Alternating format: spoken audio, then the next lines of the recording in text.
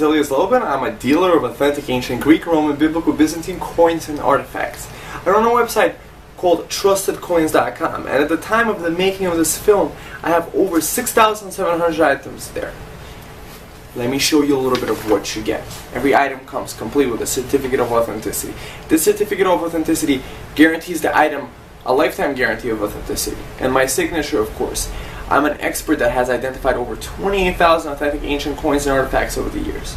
The coin comes in a professional flip where you could take this part off and a miniaturized description of the bigger professionally done description that's only visible in the certificate. This certificate description has many times a major numismatic reference or collection being attributed to it. And on the back, the historical context of the item you purchased. So whether you're giving this as a gift, or if you're preserving this for future generations to come, you could give this to anyone and you would be able to understand what is the significance of the item. It's not just a coin. You're also buying the guarantee, the peace of mind, and I believe this is a fantastic investment, as most people just don't know these coins exist. So today I'm going to be reading the biography of Roman Emperor Probus. Let me show you how he looked like. This is Emperor Probus.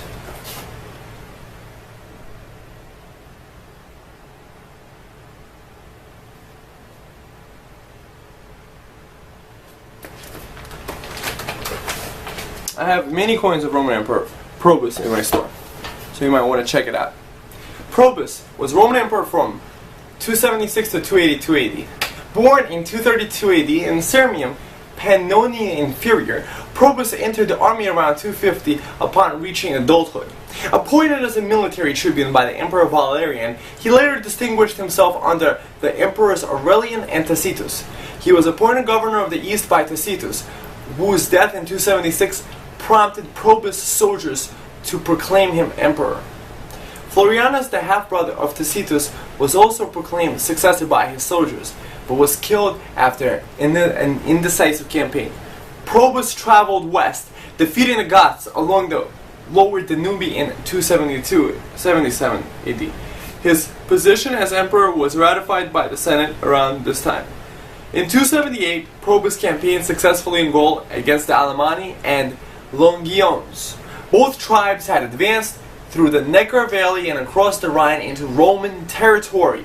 Meanwhile, his generals defeated the Franks, and these operations were directed to clearing Gaul of Germanic invaders, Franks and Burgundians, allowing Probus to adopt the titles of Gothicus Maximus and Germanicus Maximus.